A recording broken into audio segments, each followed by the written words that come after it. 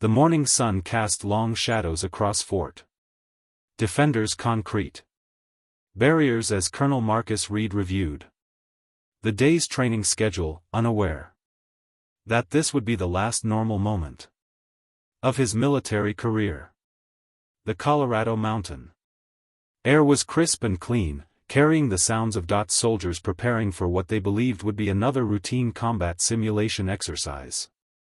Dr. Elena Rodriguez adjusted her CDC identification badge as she walked across the base courtyard, her clipboard filled with infection containment protocols that she hoped would never be needed outside of theoretical discussions.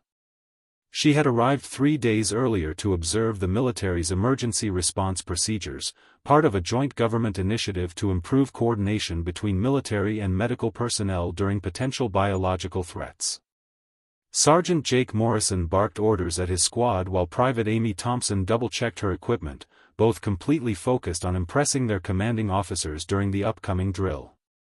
The base's underground research facility hummed quietly beneath their feet, where classified specimens had been stored for study since the previous month's outbreak in a remote Alaskan research station. Nobody questioned why the containment protocols had been upgraded recently, or why additional security personnel had been quietly transferred to the facility. The first sign something was wrong came at exactly 0847 hours when the base's emergency alert system began broadcasting an automated lockdown sequence that wasn't part of any scheduled exercise. Colonel Reed's radio crackled to life with frantic reports from Sector 7, where security cameras showed figures moving erratically through corridors that should have been empty. Dr. Rodriguez felt her blood turn cold as she recognized the symptoms being described over the communication channels: aggressive behavior, apparent immunity to pain, and most disturbing of all, what appeared to be bite marks on several security personnel. The underground facility's power grid flickered momentarily before emergency lighting bathed everything in an ominous red glow, and that's when the screaming started. Jake Morrison's training kicked in immediately as he ordered his squad to secure the armory while Amy Thompson tried desperately to establish communication with the base's command center, but their radio channels were filled with static and panicked voices reporting containment breaches on multiple levels. Dr. Rodriguez grabbed Colonel Reed's arm and explained in urgent whispers that the specimens they'd been studying weren't just infected tissue samples, they were active viral cultures that could reanimate dead tissue and spread through direct contact, specifically through bites or open wounds. The base's automated defense systems began sealing blast doors throughout the facility, but several had malfunctioned due to damage in the lower levels, creating gaps in what should have been an impenetrable barrier. Through the reinforced windows of the command center, they could see personnel running across the courtyard in panic, some clutching wounds that leaked dark blood, others moving with the jerky, unnatural gait that Dr. Rodriguez had only seen in classified video footage from the Alaskan incident. Colonel Reed made the hardest decision of his career when he activated the base-wide evacuation protocol, knowing that some of his soldiers were still trapped in the infected areas but understanding that containing the outbreak was more important than any individual life. The main gate's security systems had been compromised, and infected personnel were stumbling onto the surrounding highway where civilian traffic was beginning to back up as news reports mentioned an incident at the military facility. Jake Morrison's squad had successfully reached the armory and was distributing weapons to uninfected personnel, but ammunition would be limited and they had no idea how many of their fellow soldiers had already been compromised. Amy Thompson established contact with a National Guard unit 50 miles away, but their estimated arrival time was over 2 hours, time they didn't have as the infection spread exponentially through the base population. Dr. Rodriguez accessed her emergency research data and discovered that the viral strain they'd been studying had mutated beyond their previous understanding, showing resistance to most conventional treatment methods and displaying an aggressive transmission rate that made containment nearly impossible once it breached a controlled environment. The sound of breaking glass echoed through the command center as infected personnel began throwing themselves against the reinforced barriers, their faces twisted with an inhuman hunger that made even experienced soldiers step back in horror. Colonel Reed ordered all remaining personnel to gather at the vehicle depot for immediate evacuation, but the route required crossing 2 compromised sections where infected individuals wandered aimlessly, waiting to attack anything that moved. As they prepared to make their desperate escape from Fort Defender, none of them realized that this was just the beginning of humanity's greatest fight for survival, and that the decisions they made in the next few hours would determine not just their own fate, but the fate of everyone they encountered in the days to come. Chat Control Sonnet 4. The convoy of military vehicles roared down Highway 76 as Colonel Reed led the surviving personnel away from Fort Defender, but their relief at escaping the base quickly turned to dread when they encountered the massive traffic jam that stretched for miles ahead of them. Hundreds of civilian vehicles sat motionless on the asphalt, their occupants having fled on foot after radio broadcasts warned of an unknown biological hazard spreading from the military facility, leaving behind a graveyard of abandoned cars, trucks, and motorcycles that blocked every lane of the highway.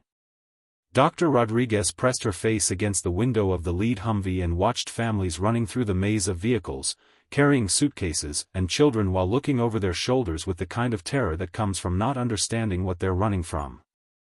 Sergeant Morrison tried to establish radio contact with state police or National Guard units, but the airwaves were flooded with emergency broadcasts from multiple locations, suggesting that Fort Defender wasn't the only facility experiencing containment failures. Private Thompson spotted movement in the distance and grabbed her binoculars, focusing on figures that moved differently from the panicked civilians. They shambled between the abandoned vehicles with purpose, drawn by the sounds of crying children and shouting adults who didn't yet understand the true nature of their pursuers. Tony Ricci, a mechanic who had been working on base vehicles when the outbreak began, pointed toward a cluster of people gathered around an overturned school bus and suggested they could help coordinate an evacuation, unaware that several of those figures were no longer fully human. Linda Walsh, a elementary school teacher who had been visiting the base for an educational program, clutched her emergency bag while trying to process the nightmare that had replaced her normal Tuesday morning, watching in horror as some of the people in the distance began attacking others with a savagery that defied explanation. Derek Coleman, a 17-year-old whose father was stationed at Fort Defender, had witnessed the initial outbreak from the visitor center and now sat in shocked silence, unable to fully comprehend that his father was likely among the infected still trapped within the base's sealed sections. Colonel Reed made the tactical decision to abandon the vehicles and continue on foot, knowing that the traffic jam made them sitting targets for any infected that might be following their convoy, but this meant leaving behind most of their supplies and heavy weapons. The group of survivors, now numbering 15 including the civilian refugees they'd collected, began threading their way through the labyrinth of abandoned vehicles while Dr. Rodriguez explained in hushed tones that the infected were attracted to sound and movement, making stealth their only viable strategy for survival. Jake Morrison took point position with Amy Thompson, both armed with standard military rifles but uncertain how effective conventional weapons would be against enemies that seemed to ignore pain and injury that would stop any normal person. As they moved deeper into the vehicle graveyard, they discovered that many cars contained personal belongings that told heartbreaking stories, family photos scattered on dashboard, children's toys dropped in haste, and cell phones still ringing with calls from loved ones who didn't know their family members were already fleeing for their lives. The first real test of their survival skills came when they encountered a group of infected feeding on a family that hadn't escaped their minivan in time, and Dr. Rodriguez had to physically restrain Linda Walsh from crying out in horror while Colonel Reed signaled for absolute silence. Tony Ricci proved his value by identifying a path through the wreckage that would keep them downwind from the infected, using his knowledge of vehicle layouts to guide them through gaps between trucks and under trailer beds that provided concealment from searching eyes. Derek Coleman surprised everyone by displaying remarkable composure for someone his age, helping elderly civilians navigate obstacles while keeping watch for any signs of infected movement in their peripheral vision. The group's progress slowed to an agonizing crawl as they realized that every sound, a footstep on broken glass, a cough, even heavy breathing, could potentially attract the attention of the growing number of infected that wandered among the abandoned vehicles like predators hunting for prey. Dr. Rodriguez made a crucial observation when she noticed that the infected seemed to lose interest in areas where no sound or movement occurred for extended periods, suggesting that they relied primarily on sensory input rather than systematic searching patterns to locate their victims. As the sun began to set behind the Rocky Mountains, painting the highway in shades of orange and red that reminded them all too much of the emergency lighting at Fort Defender, Colonel Reed knew they had to find shelter soon because traveling through the infected landscape in darkness would be virtually impossible. The distant sound of helicopter rotors gave them hope that military rescue operations were still functioning, but the aircraft passed overhead without stopping, leaving them to face the growing darkness with nothing but their determination to survive and the terrible knowledge that this was only the beginning of their journey through a world that no longer belonged to the living. Chat controls Sonnet 4. Dawn broke over the abandoned highway as the exhausted group of survivors spotted smoke rising from the chimney of the Riverside Community Center, a large brick building nestled in a valley that seemed untouched by the chaos they had witnessed throughout the night. Colonel Reed felt cautious optimism as they approached the facility and discovered that the parking lot had been converted into a well-organized camp with defensive barriers, gardens, and people moving about their daily routines as if the world hadn't ended just 24 hours ago. Pastor Michael Davis emerged from the main building with a warm smile and open arms, greeting the new arrivals with genuine hospitality while explaining that his community of 43 survivors had successfully defended their location for the past 3 weeks since the initial outbreak reports began filtering in from various government facilities. Dr. Rodriguez was immediately impressed by the community's medical station, which was staffed by 2 former nurses and stocked with supplies that would be invaluable for treating injuries and preventing infection, though she noticed several people wearing bandages that seemed unnecessary for the minor cuts and scrapes typical of survivor communities.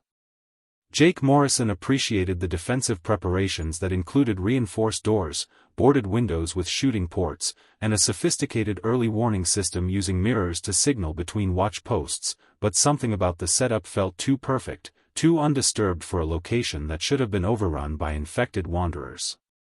Linda Walsh was overjoyed to discover that the community included 12 children who seemed healthy and well cared for, attending makeshift classes and playing games in a secured courtyard, though she couldn't shake the feeling that they were unusually quiet and subdued for kids their age. Tony Ricci struck up conversations with the community's mechanics and maintenance workers, learning that they had somehow managed to keep their generators running and their vehicles fueled despite the collapse of normal supply chains, which seemed impossible unless they had access to resources that other survivor groups lacked. Private Thompson noticed that many of the community members carried themselves with the confidence of people who felt genuinely safe, not the constant vigilance and nervous energy that had characterized every other survivor they'd encountered during their escape from Fort Defender. Derek Coleman was assigned to help with the community's radio communications and quickly discovered that they were receiving regular transmissions from other survivor groups in the area, but Pastor Davis always handled these conversations personally and never allowed others to respond directly to the desperate pleas for help that came through their speakers. The first sign that something was wrong came during dinner when Dr. Rodriguez asked about their remarkably low casualty rate and Pastor Davis explained with unsettling calm that they had developed effective methods for managing the infected threat that didn't require constant fighting or dangerous supply runs into zombie-infested areas. Colonel Reed's military instincts began triggering warning signals when he realized that despite the community's claims of regular infected encounters, none of the residents showed the psychological stress, physical wear, or combat readiness that characterized genuine survivor communities that had been fighting for their lives.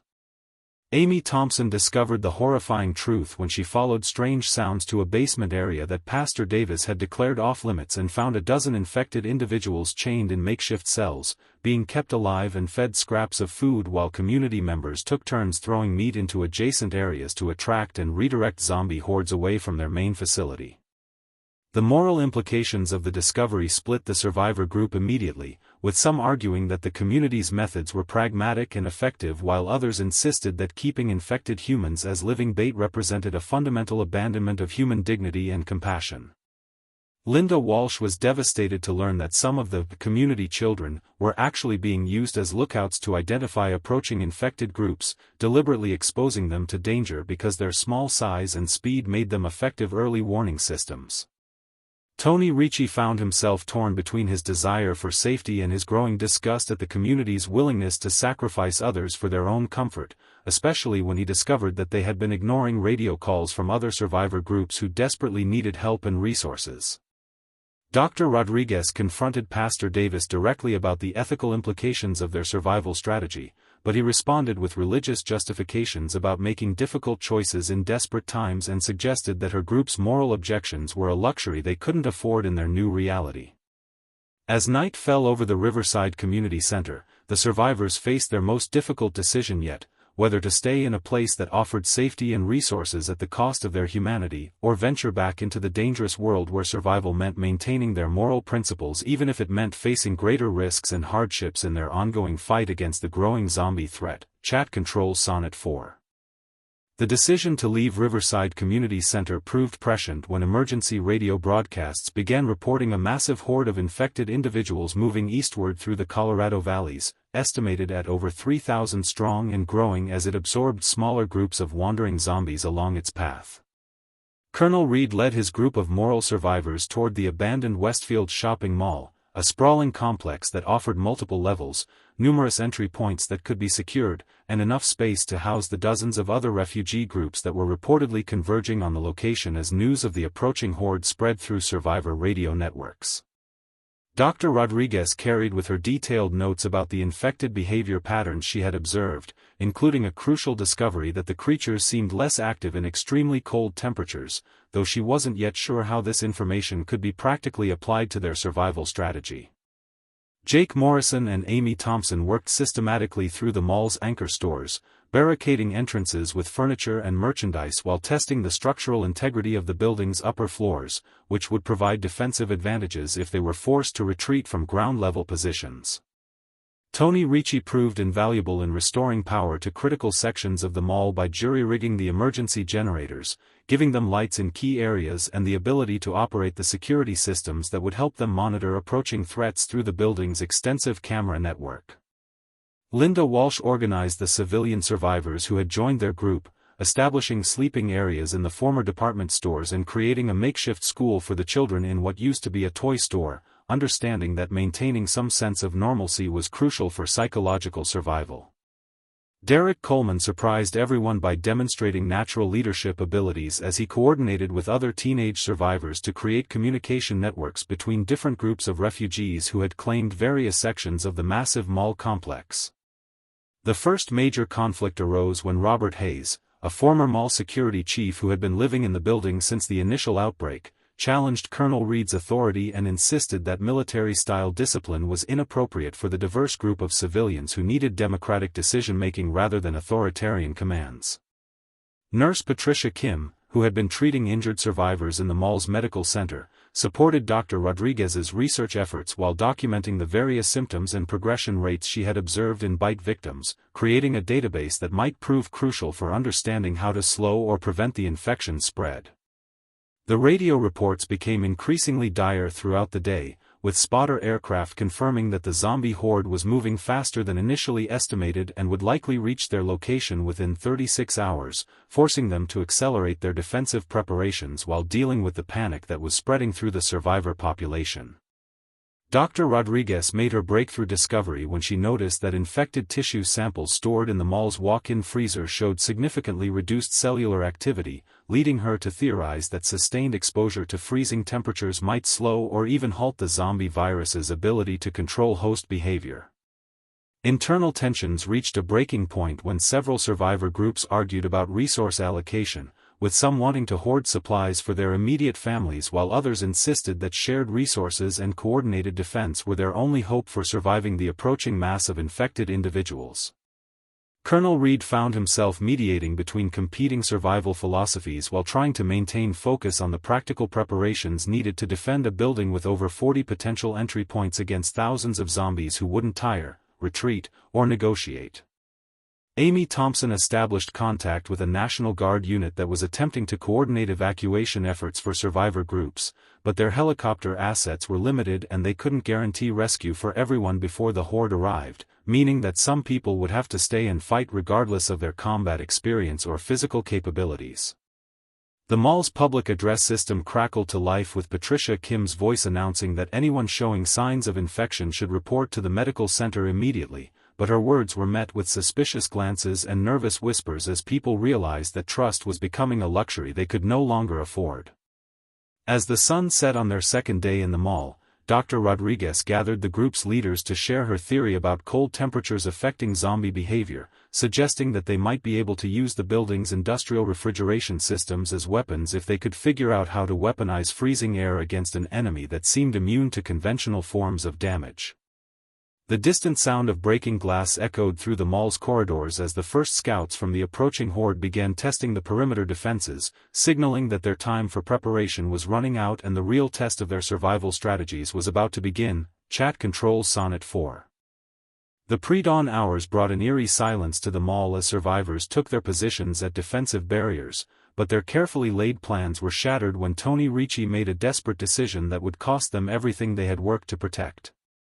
Fear had been eating away at Tony's resolve throughout the night as radio reports confirmed that the zombie horde was less than 5 miles away and moving steadily toward their location, and his panic finally overwhelmed his loyalty to the group when he decided that his only chance of survival was to steal one of the working vehicles and escape before the mall became a death trap.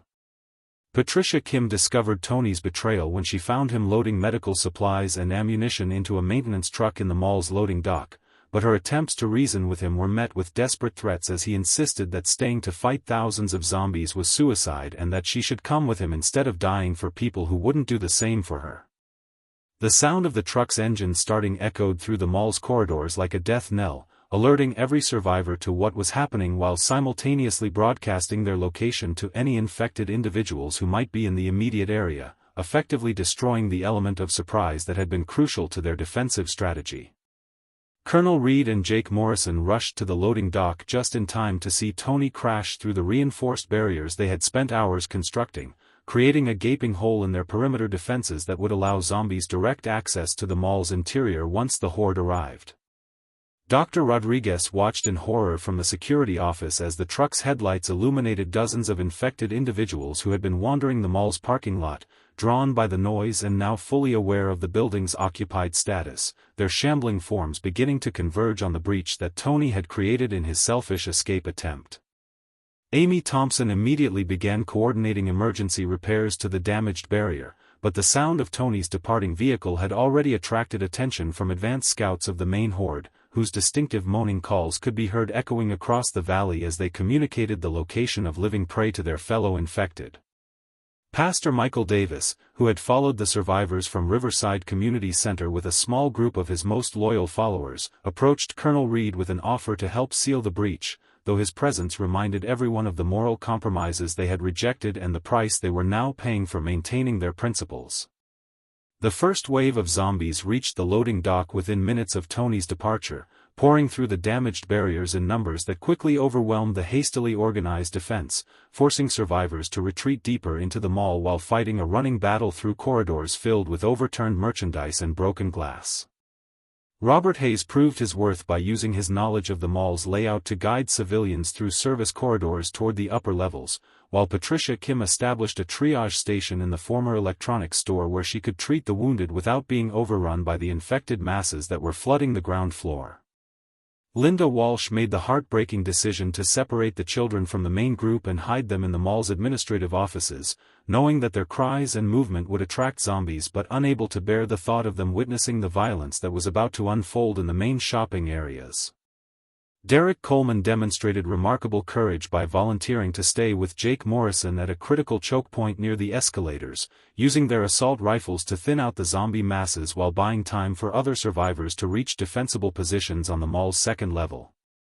Pastor Davis shocked everyone by producing explosives that he had secretly brought from his community, revealing that he had anticipated this scenario and prepared for a final stand that would at least take significant numbers of the infected down with them when their position became untenable.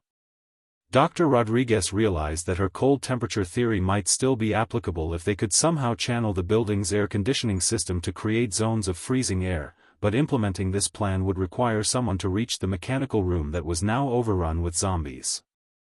The sacrifice that defined this desperate battle came when Pastor Davis volunteered to carry the explosives to the mall's central court, where his detonation would collapse part of the upper level and create barriers that might slow the zombie advance, though everyone understood that this was a one-way mission that would cost him his life. Jake Morrison made his own heroic choice when he insisted on staying behind to manually trigger the building's fire suppression system, which would flood the lower level with water and potentially slow the infected advance, giving the remaining survivors precious time to implement Dr. Rodriguez's refrigeration plan.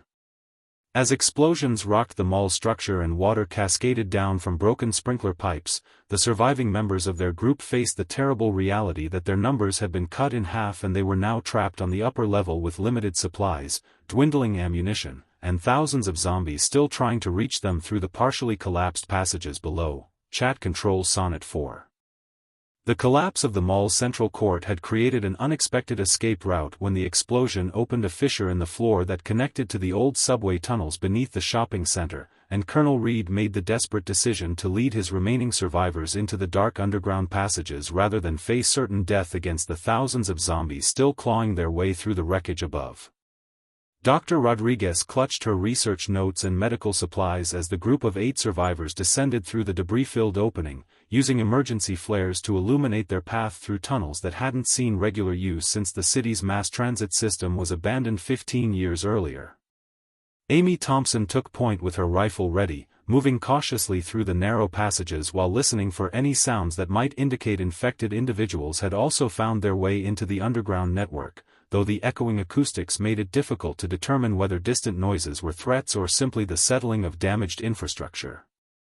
Patricia Kim helped support Linda Walsh, who had been injured during the mall's collapse but refused to slow down the group's progress, understanding that every minute they spent in the tunnels increased their chances of encountering zombies who might have fallen through other openings or been washed down through storm drains connected to the subway system. Derek Coleman proved invaluable as a scout, using his youth and agility to explore side passages and maintenance areas, discovering that the tunnel network was far more extensive than anyone had realized and connected to several different parts of the city through a maze of interconnected passages that could provide multiple escape routes if they could navigate the system correctly. Robert Hayes used his security experience to identify defensible positions within the tunnel system, pointing out emergency stations and maintenance rooms that could serve as temporary shelters while they planned their next move, though he worried about the structural integrity of passages that had been neglected for years and might collapse under the stress of the explosions above. The first sign that they weren't alone in the tunnels came when they discovered evidence of other survivor groups, makeshift camps with cold fire pits, crude barricades made from subway equipment, and message boards where people had left information about safe routes and dangerous areas for other refugees who might pass through the underground network. Dr. Rodriguez was fascinated to discover that several survivor groups had been living in the tunnels for weeks, having retreated underground when the surface became too dangerous, and they had developed sophisticated systems for water collection, waste disposal, and even limited food production using improvised growing systems in abandoned subway cars. Amy Thompson established contact with a group of tunnel dwellers led by Marcus Webb, a former transit worker who had been maintaining the underground community since the initial outbreak, and he explained that the subway system provided natural barriers against zombie hordes while offering access to different parts of the city through passages that most infected couldn't navigate due to their limited problem-solving abilities. The tunnel community had made a crucial discovery about zombie behavior. The infected seemed to have difficulty with stairs, complex navigation, and areas with multiple elevation changes, which made the subway system an ideal refuge as long as survivors could control the main access points and prevent large numbers of zombies from entering the tunnels simultaneously. Patricia Kim was impressed by the medical knowledge that the tunnel survivors had developed through necessity, including techniques for treating injuries with limited supplies and methods for preventing infections in the unsanitary underground environment, though she noticed that several community members showed signs of respiratory problems from prolonged exposure to poor air quality. Derek Coleman learned that the tunnel network connected to a government research facility in the mountains, where radio reports suggested that scientists were working on solutions to the zombie crisis, but reaching that location would require traveling through miles of dangerous underground passages and potentially emerging into zombie-infested areas where the tunnel system connected to the surface. Dr. Rodriguez shared her discovery about cold temperatures affecting zombie behavior with Marcus Webb and his community, leading to discussions about how they might modify the tunnel's ventilation systems to create freezing zones that could incapacitate infected individuals who managed to enter their underground refuge. Colonel Reed found himself adapting his military training to the unique challenges of underground survival, learning that traditional combat tactics were less effective in narrow tunnels where sound carried for great distances and muzzle flashes could temporarily blind defenders in the perpetual darkness of the subway system. The group faced a critical decision when Marcus Webb offered them permanent membership in the tunnel community, which would provide safety and resources but would also mean abandoning any hope of reaching the mountain research facility where a cure might be developed, forcing them to choose between immediate survival and the possibility of ending the zombie threat for all of humanity.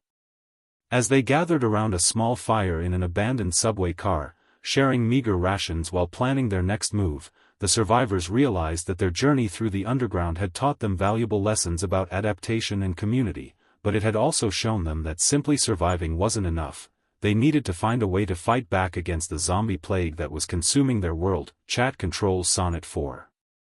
The decision to leave the underground sanctuary proved to be both desperate and necessary when Dr. Rodriguez convinced the remaining survivors that her chemical barrier theory could only be tested at the abandoned Petrotech industrial plant, where the necessary equipment and materials existed to create a large-scale zombie repellent that might protect not just their small group but potentially entire survivor communities across the region. Colonel Reed led the reduced team of 6 survivors through the tunnel system's northern exit, emerging into the pre-dawn darkness of the industrial district where massive chemical storage tanks and processing facilities created an alien landscape of pipes, smokestacks, and concrete structures that offered both opportunities and deadly hazards for their final desperate plan. Amy Thompson had taken on increased leadership responsibilities after Jake Morrison's sacrifice, coordinating their movement through the industrial maze while maintaining constant vigilance for the infected workers who had been trapped in the facility when the outbreak began and now wandered between the chemical processing units like toxic ghosts searching for living prey. Patricia Kim carried the medical supplies and Dr. Rodriguez's research notes in a reinforced backpack, understanding that the scientific data they had gathered about zombie behavior and the infection's response to environmental factors represented humanity's best hope for developing effective countermeasures against the growing undead threat. Derek Coleman had matured significantly during their underground journey, taking on the role of primary scout and demonstrating remarkable skill at identifying safe paths through the industrial complex while avoiding both zombie encounters and the numerous chemical hazards that could prove just as deadly as infected bites. Robert Hayes used his security expertise to identify the plant's control room as their primary objective, knowing that the facility's automated systems could be reprogrammed to distribute Dr. Rodriguez's theoretical repellent compound through the ventilation systems and emergency sprinkler networks that covered the entire industrial complex.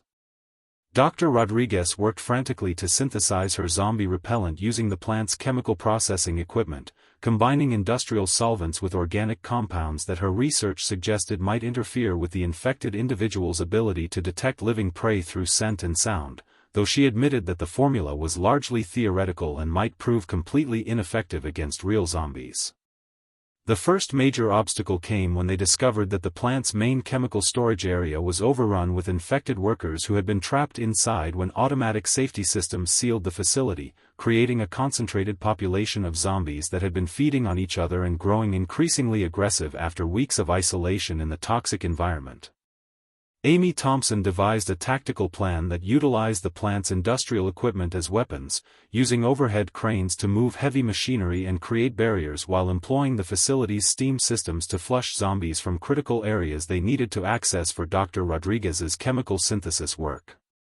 Patricia Kim established a medical station in the plant's administrative offices, preparing to treat injuries that were inevitable given the dangerous combination of zombie combat and industrial hazards, while also monitoring the group for signs of chemical exposure that could prove fatal in the toxic atmosphere of the processing facility. Derek Coleman's youth and agility proved crucial when he volunteered to climb through the plant's ventilation system to manually activate distribution pumps that would spread Dr. Rodriguez's repellent compound throughout the facility, a dangerous mission that required navigating narrow ducts while avoiding both structural hazards and infected individuals who might have entered the ventilation network.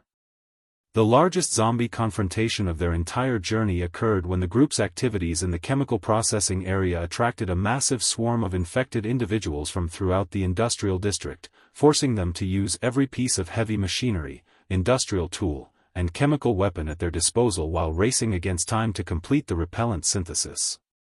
Robert Hayes proved his leadership capabilities by coordinating the facility's defensive systems, using security cameras to track zombie movements while operating automated barriers and emergency lockdown procedures that compartmentalized the infected masses and prevented them from overwhelming the survivors' positions.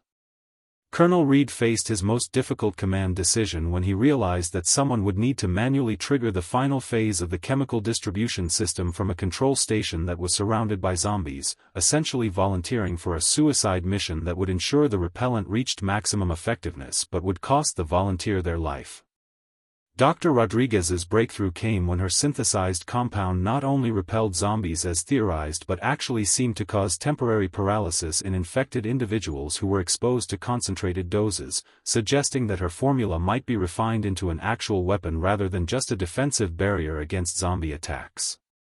As industrial alarms blared throughout the Petrotech facility and chemical fog began spreading through the ventilation systems, the survivors realized that their desperate gambit had succeeded beyond their wildest expectations. But the cost of their victory was becoming clear as Colonel Reed prepared to make the final sacrifice that would ensure their chemical weapon reached every corner of the industrial complex and potentially beyond. Chat controls Sonnet 4. Colonel Reed's sacrifice at the Petrotech facility had not been in vain, as the chemical compound's distribution created a clear path through the paralyzed zombie masses that allowed the 5 remaining survivors to reach the mountain research facility just as dawn broke over the Rocky Mountains, revealing a fortified complex where government scientists had been working around the clock to develop a cure for the infection that had devastated human civilization.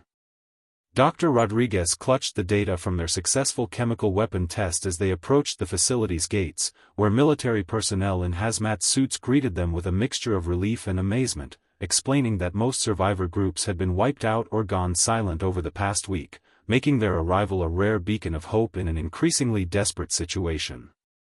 Amy Thompson had emerged as the group's natural leader during their final approach to the facility, demonstrating the kind of calm authority under pressure that would make her invaluable in the massive coordinated effort that would be required to reclaim human territory from the zombie hordes that still controlled most of the surrounding region.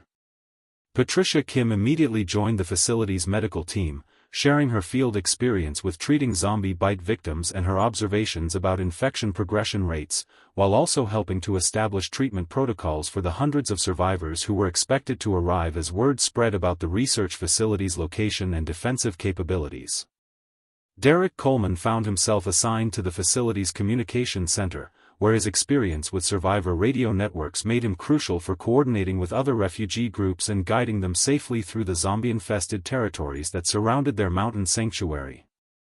Robert Hayes took charge of the facility's security operations, using his knowledge of defensive strategies and zombie behavior patterns to improve the perimeter defenses that would be essential for protecting the scientists and survivors while they worked to develop and distribute a cure for the infection. Dr. Rodriguez was amazed to discover that the government research team had made significant progress toward understanding the zombie virus, but they had been struggling with the same challenges she had faced, finding ways to neutralize the infection without killing the host, and developing delivery methods that could reach infected individuals in large numbers across vast geographic areas. The facility's lead scientist, Dr. Benjamin Carter, explained that they had identified the viral mechanism that controlled zombie behavior, but their attempts to create an antidote had been hampered by the infection's ability to adapt and mutate, making it resistant to most conventional treatments and requiring innovative approaches like the chemical paralysis compound that Dr. Rodriguez had successfully tested. The first major test of the facility's defenses came when a massive zombie horde, drawn by the increased activity and radio transmissions from the research complex, began converging on their location from multiple directions, requiring all available personnel to man defensive positions while the scientists worked frantically to complete their cure synthesis. Amy Thompson coordinated the defensive efforts with military precision, organizing civilian survivors into support roles while ensuring that the most experienced fighters were positioned at critical points where zombie breakthrough attempts were most likely to occur, demonstrating the leadership skills that had been forged in the crucible of their desperate journey. Patricia Kim established field hospitals at multiple locations throughout the facility, preparing for mass casualties while also organizing medical teams that could provide immediate treatment for anyone who was bitten during the defense, using the treatment protocols she had developed during their weeks of survival in zombie-infested territory. Derek Coleman's communication skills proved vital when he established contact with survivor groups across the region, providing them with coordinates for the research facility while also warning them about zombie horde movements that could intercept refugees attempting to reach the mountain sanctuary. The breakthrough that changed everything came when Dr. Rodriguez and Dr. Carter successfully combined their research approaches, creating an airborne version of the paralysis compound that could be dispersed over large areas using military aircraft, effectively neutralizing zombie threats without requiring direct contact or individual treatment of infected individuals. Robert Hayes coordinated the facility's final defense when the zombie horde reached their perimeter, using every weapon and defensive system available while buying precious time for the scientists to complete their mass production preparations and begin manufacturing the cure in quantities that could treat entire cities. The dawn of hope truly arrived when military helicopters began arriving with news that the airborne cure had been successfully tested in Denver, where over 10,000 zombies had been neutralized simultaneously, proving that Dr. Rodriguez's chemical discovery could be scaled up to reclaim entire metropolitan areas from the undead plague. As the sun rose higher over the research facility, illuminating a landscape where paralyzed zombies lay motionless among the defensive barriers, the survivors realized that their desperate journey from Fort Defender had not only saved their own lives but had provided humanity with the key to winning the war against the zombie apocalypse. The facility's radio crackled with reports from around the country as military units began coordinating massive deployment of the airborne cure, while survivor communities emerged from hiding to begin the long process of rebuilding civilization, knowing that the nightmare was finally ending but understanding that the work of recovery would require the same courage, determination, and cooperation that had carried them through humanity's darkest hour. Chat controls Sonnet 4.